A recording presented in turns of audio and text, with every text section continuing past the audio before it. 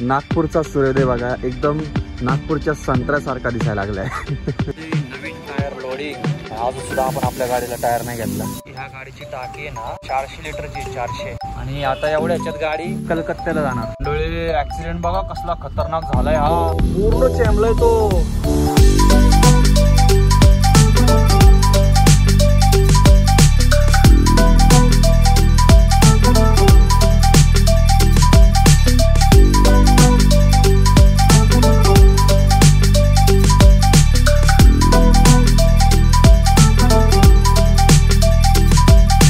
नमस्कार मंडळी, स्वागत आहे आपल्या आणखी एका नवीन व्हिडिओमध्ये। तर लास्ट ब्लॉग तुम्ही पाहिला असेल, शेवटचा व्हिडिओ पाहिला असेल, संपूर्ण समृद्धी महामार्ग कव्हर केला आणि या ठिकाणी पोहोचलेलो आहोत। खूप चांगला प्रतिसाद त्या ब्लॉगला मिळालेला आहे। मी डायरेक्ट बोलतोय कारण की मिळणारच आहे। तर चला मंडळी, नवीन व्हिडिओला, नवीन प्रवासाला सुरुवात करूया। आणि आता इथून सांगतो मी की आपण कुठं चाललेलो आहे। अगोदरच तुम्ही सगळी स्टोरी वगैरे पाहिलेली इंस्टाला। तर आपण चाललेलो आहोत मंडळी, आपण भुवनेश्वरला, जे की येतं ओडिसामध्ये। आपल्याला दोन मार्ग होते, आपण पुणे, हैदराबाद, विशाखापट्टणम अशा मार्गे पण जाऊ शकलो असतो, पण ह्या मार्गाने आपल्याला फक्त 2 राज्याची टिपी लागते। बाकी तिकडून जर गेलं तर आपल्याला 3 राज्यांची टिपी लागते। त्याच्यामुळे हा मार्ग मी निवडलेला होता। तिकडून पण जास्त टोल लागला असता, बराच खर्च वाढला असता। आता बाकीच्या ज्या गोष्टी आहेत ते सकाळी बोलूयात आपण। बाकी इथून आता मी इथं आराम करणार आहे, या ठिकाणी झोपणार आहे। इथं समोर पेट्रोल पंप आहे बघा भारतचा, तर तिकडे जाऊयात। तर एडिटिंग वगैरे करणार नाहीये, जे काय आहे ते सगळं उद्या, कारण की आता आराम करणं खूप गरजेचं आहे मला। तर टायर एकदा चेक करूयात आपण। 300 किलो वजन असेल, ते पण मोजून, एवढं पण नसेल, अजिबात टायर गरम नाहीयेत। आता झोपतो, आराम करतो आणि सकाळी भेटतो। Good night, sweet dream. सुप्रभात मंडळी, स्वागत आहे एका नवीन दिवसामध्ये। तर फ्रेश अशी मॉर्निंग झालेली आहे आणि आपण इथंच थांबलो होतो पेट्रोल पंपावरती। तर मित्रांनो चला निघूयात। आता माझा विचार होता की भंडाऱ्यामध्ये जाऊन तो जो पेट्रोल पंप आहे भारतचा, त्या ठिकाणी थांबायचं, तिथं सगळे व्हिडिओ वगैरे एडिट करायचं वगैरे काय, कारण की जेवढं लवकर निघल तेवढं जास्त तिथलं म्हणजे मोकळा राहणार आहे, कारण परत ट्रॅफिक वाढतं। आणि टाइम काही जास्त नाही झाला, 11:15 झाले आपलं 11:15 म्हणते 6:15 झालेले। आणि आजचा सूर्योदय आपण बघत आहोत नागपूर मधून। नागपूरचा सूर्योदय बघा, एकदम नागपूरच्या संत्र्यासारखा दिसायला लागलाय बरोबर का नाही। आणि हात थरथर कापायला लागले, थंडी वाजायला लागली, इकडे थंडी सुरू झालेली। आता जेवढी रनिंग होती तेवढी उरकूयात मस्त की सूर्यदेवांबरोबर। थंडी वाजायला लागली इकडे पण, सुरुवात झाली थंडीची। डिझेल हाय, अजून 2 गाड्या डिझेल। तर समृद्धीला बाय बाय करूयात आणि निघूयात पुढच्या प्रवासाला। आपण नॉनस्टॉप कव्हर केलाय आपण, नॉनस्टॉप होते। आधी समोर बघा सूर्यदेव होता, तर आपल्या स्वागतासाठी कधीचे तयार आहेत, असं नाही एवढं काही नाहीये चला आता जरासा ट्रॅफिक कमी भेटेल बरं का, म्हणजे आपण बायपासनेच जाणार आहोत। रिंग रोड लागतो आपल्याला डायरेक्ट भंडारा रोडला निघायला, काय नागपूरमध्ये सिटीमध्ये जायची काही गरज नाही आपल्याला। चला सुंदर अशा नजाऱ्यांसोबत आपल्या दिवसाची सुरुवात करूया, आपल्या प्रवासाची सुरुवात करूया। चला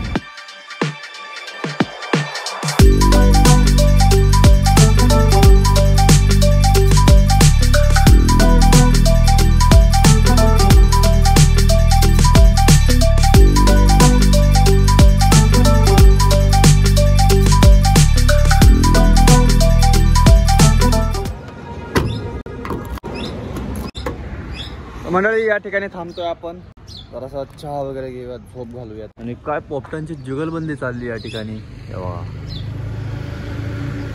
पोपटच पोपटे की आज व्हिडिओ जाणं खूप गरजेचं आहे, कारण जो व्हिडिओ मी काल रेकॉर्ड केलेला आहे तो खास आजच्यासाठीच केलेला आहे। आज रविवार असल्यामुळे आपलं ऑडियन्स आज फ्री असते जरासं, त्याच्यामुळं एडिटिंगला वेळ देऊया आता थोडा। मंगळवारचा टायमिंग दिलेला आहे, पण आपण आरामशीर पोहोचून जातोय। मंडळी असं वाटायला लागलंय, हे जे टेबल आहेत ना, टेबलवर मस्त हातरून टाकावं आणि झोपून जावं इथं, असा विषय झालेला आहे। टाकून जातो तो माणूस, गाडी बारीक गाडी आपल्याला, त्यामुळे टाकून जातो। तर या मंडळी मस्त असा चहा घेऊयात पहिला आणि मग नंतर आपल्या सेकंड कामाला सुरुवात करूयात। एक नंबर क्वालिटी राहू। साबण आणि घासणे घेतले आज, मस्त अशी घासून आंघोळ करायची, एकदम सगळा आळस निघून जायला पाहिजे, सगळा शीण हलका व्हायला पाहिजे। आज कसं आहे मंडळी, कांदा फुल लोड कांदा चाललाय बघा छत्तीसगड। नवीन टायर लोडिंग, अजून सुद्धा आपण आपल्या गाडीला टायर नाही घेतला मंडळी। सकाळी 10:30 वाजता आपण ढाब्यावरती थांबलो होतो, चहा वगैरे घेतला होता। त्याच्यानंतर आत्ता डायरेक्ट कॅमेरा उचललाय मी, कारण की इतक्या वेळ फक्त आणि फक्त एडिटिंग चालू होती। आणि आता टाइम झालाय बरोबर 3:30 वाजलेले दुपारचे। आणि या ठिकाणी आपण आंघोळ वगैरे केलेली, पाहू शकता, तुम्हाला आठवत असेल अगोदर आपण या ठिकाणी थांबलो होतो। अपना घर, ते भारत सरकार योजनेअंतर्गत हे सुरू झालेले, म्हणजे ड्रायव्हर मंडळीसाठी आंघोळची सोय, टॉयलेटची सोय, प्लस राहण्याची सोय, ही सगळी सुविधा तुम्हाला ह्या भारत पेट्रोल पंपावरती मिळून जाते. तर याच ठिकाणी मी आंघोळ वगैरे केलेली आणि आता निघूयात आपण. जेवण राहिलेले माझं कंटिन्यू एडिटिंग चालू होती आणि व्हिडिओ सुद्धा खूप मोठा झाला. तुम्ही बघितलाच असेल तो आतापर्यंत नागपूरचा समृद्धीचा. आताची एडिटिंग झाली, अजून अपलोडिंग राहिलेली आहे. मला वाटतं बहुतेक संध्याकाळपर्यंत तुम्हाला तुम्ही बघितलाच असेल. त्याच्या पुढचं मी सगळं बोलतोय आता. आणि आज ठरवलंच होतं की काय झालं तरी हा व्हिडिओ आपल्याला आजच सोडायचा आहे. त्याच्यामुळे सगळी गडबड केली, नाहीतर मग कंटिन्यू आज दिवसभर रनिंग उरकली असती. चला निघूया दादा. तरी पण मंडळी कपडे राहिलेच आहेत धुवायची. याच्यात सगळी एडिटिंगची सगळी गडबड चालू होती. त्याच्यामुळे काय म्हणलं जाऊ दे, आता पहिला जे महत्वाचं ते करून घेऊ. कपडे नंतर धुवून घेऊयात. धुवून फक्त आंघोळच केली आणि निघाले. आता आपण जेवायला थांबू पहिलं. नदी बघा मंडळी,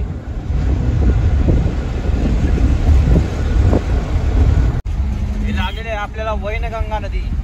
एवढी मोठी बघा ना. अगोदर पण आलेलं, अगोदर पण दाखवलेली. आणि भलं मोठं पात्र आहे, भलं मोठं पात्र आहे वैनगंगाचं.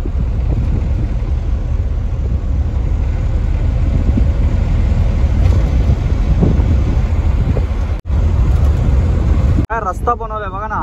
आता पुढे आपल्याला कारदा भिलेवाडा लागणार आहे. बहुतेक हा बायपास सुरू झालेला आहे बरं का, कारण की आपण अगोदर आतमधून गेलो होतो गावामधून, कारण की वेगळंच रस्ता वाटायला लागले. बरोबर आपण भंडारा बायपास करून चाललोय. अरे यार शिट, जेवण करायचं होतं मला राव. भंडाऱ्याच्या तिथं जेवण चांगलं मिळत होतं ढाब्यावरती. खायला जेवण. तर या मंडळी जेवायला मस्त अशी शेवभाजी घेतली आणि फ्रेश म्हणलं तर हेच मिळतं, दुसरं काय मिळत नाही. मस्त अशा गरम रोटी. आणि त्याच ढाब्यावरती थांबले जेव्हा आपण एकदा अगोदर वेस्ट बेंगॉलला चाललो होतो, त्याच ठिकाणी थांबले. मला वाटलं की याला पण बायपास डायरेक्ट इथं कनेक्ट होते ना. भेटला शेवटी ढाबा. तर या जेवायला, आता काय दुसरा ऑप्शन नाही. जेवण तर झालेलं आहे आणि एक गोष्टीची आता खंत वाटायला लागली, कारण की आपण आंघोळ केली ती तिकडे केली, पण पाणी या ठिकाणी बघा एकदम फ्रेश पाणी आहे. तिकडे पाणी काय एवढं खास नव्हतं. जाऊ दे नको सांगायला, परत तुम्ही म्हणता काय सारखं आंघोळीचं सांगतो. आणि या ठिकाणी पाणी मस्त होतं. आता कपडे मला धुवायचेत बरं का, पण आता विषय कसा आहे की आपण ऍक्च्युली दिवसभर आपला वेळ गेलेला आहे. उद्या जर पोहोचलो तर बरं होईल. परत नंतर आपल्याला लगेच बुकिंग भेटलं तर भेटलं, कारण कसं आउट साईडला बुकिंग जास्त भेटत नाही. त्याच्यामुळे जेवढं लवकर राहील गाडी वगैरे राहिली ट्रान्सपोर्टला वगैरे तरी भेटलं तर भेटलं. चला आता असू द्या, बघू नेक्स्ट टाइम. एवढं भारी पाणी, हा एकच नंबर. माझा विचार आहे की संबळपूर पर्यंत तरी प्रवास करायचा. संबळपूर इथून आहे 450 किलोमीटर जवळजवळ, आणि पुढे काय 350 किलोमीटर राहते. म्हणजे जवळजवळ टोटल जे डिस्टन्स आहे तो 779 किलोमीटर राहिलेला आहे आपला. एका गोष्टीवरती जरा मला डाऊट येतोय. जो हा नट आहे ना बरं का, बुश आपण बदलले होते, ह्या नटावरती मला डाऊट येतोय, कारण की स्लिप वाटतोय मला हा, आणि थोडस बाहेर आल्यासारखं वाटतंय. बाकी पलीकडचे जे नट पाहिले ना तर एकदम व्यवस्थित आहे. आणि तुम्हाला आता पलीकडचं लेफ्ट साईडचं दाखवतो, तुम्हाला फरक कळेल की काय फरक दिसतोय. हे बघा, हे नट बघा कसे आहेत. आता निघायचं बिघायचं व्हायचा अवघड कार्यक्रम. क्लच मध्ये प्ले आलाय, हे बघा ना, एवढा प्ले आलाय आणि एकदम हार्ड जातोय दाबायला. चला असू दे, आता काय आता तर काय बघू शकत नाही आपण. तर सगळ्यात पहिले आपल्याला डिझेल भरायचंय. टाइम बघा, बरोबर 6:30 वाजून 9 मिनिटं झालेले आहेत. हे बघा रायपूर दिसतंय इथून लगेच. रायपूर आहे 218 किलोमीटर आणि संबळपूर 485 किलोमीटर आहे. संबळपूर पर्यंत बघूया, गॅरंटी कमी वाटते, पण तरी पण प्रयत्न करूयात. थोडंसं इकडे जरी रायपूर जरी क्रॉस केलं ना आपण तरी होऊन जाते. उद्या कव्हर अप होऊन जाते सकाळी. दोन्ही कामं आपलीच आहेत, त्याच्यामुळे आळस करून नाही जमणार. बरोबर काय मंडळी, डिझेल भरायला आलेलो आहे आपण आणि अगोदरचा अनुभव आलेला आहे ना, त्याच्यामुळे म्हणलं पहिले रेट चेक करावं, कारण की जर स्वस्त असेल तर चांगलीच गोष्ट आहे, जर नसेल तर आपल्या इथंच भरावं. तर आता डिझेलचा रेट जो आहे छत्तीसगड मधला ऑनलाईन चेक केला तर सांगतोय की ते 93 ते 94 दरम्यान, आणि आपल्यामध्ये रेट बघा 91.26 रुपये. म्हणजे या ठिकाणी टाकणं कधी आपल्याला उपयोगाचं आहे. बरोबर का नाही. आता 94 रुपयाचं आपल्याला टाकावं लागला असतं छत्तीसगड मध्ये. चला डिझेल टाकून घेतो. फुलच करायचे आपल्याला. मध्ये डिझेल बघा मंडळी किती बसलंय. 201 लिटर 18,400 18,500. आटा वाढतच चाललाय आपल्या ह्याच्यात. गाडी कुठं जाऊन येईल एवढ्या डिझेल मध्ये. 20,000 प्लस झाले. 20,000 प्लस 219 लिटर. किती पैसे वाचते बघा. 1 रुपयाने जर हिशोब केला, 2 रुपयाने जर हिशोब केला तरी मोठ्या गाड्यांना किती खर्च वाचतो. जर जिथं डिझेल रेट स्वस्त आहे त्या ठिकाणी यांच्यासाठी किती महत्वाचं आहे ऑनलाईन सर्च करणं वगैरे नाही का. डिझेल कुठं जास्त आहे कुठं कमी आहे. हे सर्च करण्यापेक्षा त्यांना सगळं माहिती झालेलं आहे. अजून भरतीतच आहे.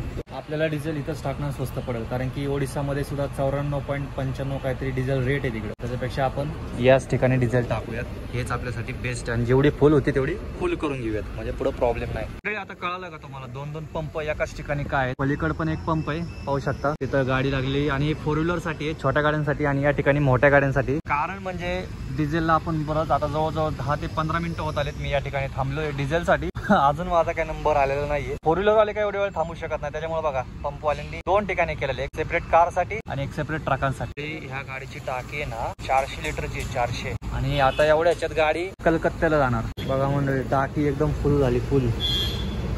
एवढं डिझेल बसतंय याच्यात. चला आता आपल्या गाडीत टाकूया डिझेल. डिझेल बघा किती बसलंय, 20,999.83, म्हणजे झालं जवळजवळ 21,000. मंडळी पाहू शकता फुल टाकी झालेली आहे आपली. आणि ऍक्च्युली मी काय लोकलला एवढी टाकी मी कधीच फुल करत नव्हतो. लोकलला 1000-2000 बिल द्या. 3340 मध्ये झाली फुल. 36.7 लिटर आलेलं आहे. छत्तीसगडला जरासा प्रॉब्लेम आहे बरं का बॉर्डरला, मेकॅनिकल वगैरे, एंट्री वगैरे बऱ्याच गोष्टी असतात.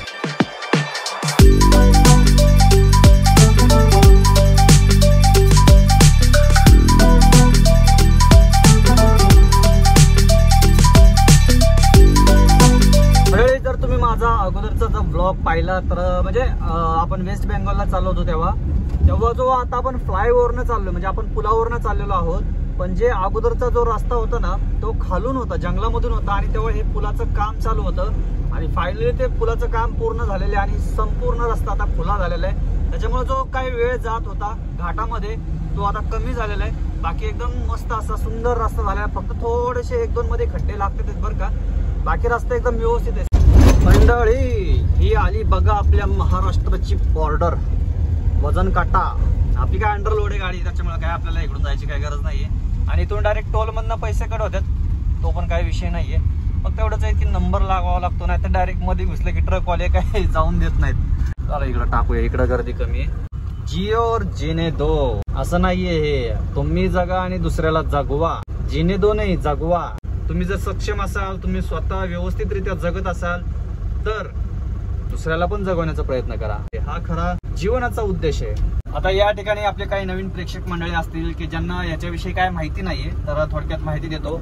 तर मंडळी हा आहे बॉर्डरवरचा काटा, म्हणजे जो वजन काटा असतो. इथं कसं आहे माहितीये का, गाडी ओव्हरलोड चालत नाही अजिबात. म्हणजे ज्या गाड्यांचं वेट ठरलेलं आहे ना बरोबर त्याच्या अंडरच गाडीचं वेट पाहिजे. जर ओव्हरलोड असेल तर फाईन लागतो या ठिकाणी. तुम्ही महाराष्ट्रामधून कुठेही बॉर्डर क्रॉस करा तर तुम्हाला आपल्या गाडीला, आपली लाईट व्हेकल गाडी 3 टनाच्या आतमधली गाडी, तर तिला 53 रुपये आपल्याला टॅक्स लागतो या ठिकाणी. डायरेक्ट आपल्या स्कॅनर मधून पैसे कट होतात. लोक देखता हो क्या, पैसे आहेत. तर असा विषय असतो सगळा. 0 ते 7.5 पर्यंत 53 रुपये, 7.5 ते 12 टनापर्यंत 112 रुपये. अभाव म्हणजे 12 टनाच्या वरती जे पैसे लागतात ते आहेत 218 रुपये.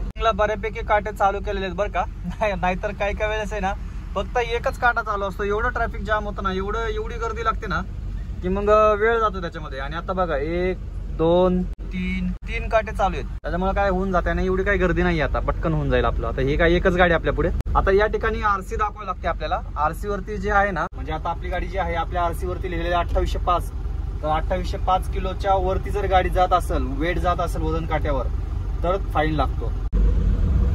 अभी अपना नंबर आ गया जी. आता या ठिकाणी आपल्याला आरसी दाखवायची. ओके, तर चला निघालेलो आहे आपण. या ठिकाणी आपल्या गाडीचा नंबर दिसत असेल तुम्हाला, MH12WX4222. ये किसकी गाडी है? आता या ठिकाणी सगळी माहिती दिलेली असते, किती टोल गेलाय, किती टॅक्स गेलाय. आणि आता बघा आपलं वेट बघा इथं या ठिकाणी 2020 किलो भरलंय टोटल. आणि टॅक्स बघा कोणता कोणता कट होतोय. पेमेंट मोड, फास्टॅग, सर्व्हिस फी 45, SGST 9% लागलाय 4 रुपये, CGST लागलाय 9%, 4.5 म्हणजे 8 रुपये 10 पैसे आपले टॅक्स मध्येच गेलेले आहेत. ह्याच्यात सुद्धा टॅक्स जातो बघा. जेवता जेवता व्हिडिओ बघता तुम्ही, बोलत नाही तुम्ही जेवायला सुद्धा. असं असतं बघ कुठं, असं नाही पाहिजे. चला निघूया दादा फटाफट. अरे काज बंद था, सुने कैसे देगा मेरे को? इतना स्पीड में नहीं चलना चाहिए. अरे भाई लेकिन मेरे पास टीपी है तो मैं काय करू कुंगा. डोळे ऍक्सिडेंट बघा कसला खतरनाक झालाय हा, बापरे. पूर्ण चेंबलाय तो. कसा झालाय काय माहिती, कसा पलटी झालाय हा. आत्ताच काढलाय याला बाहेर.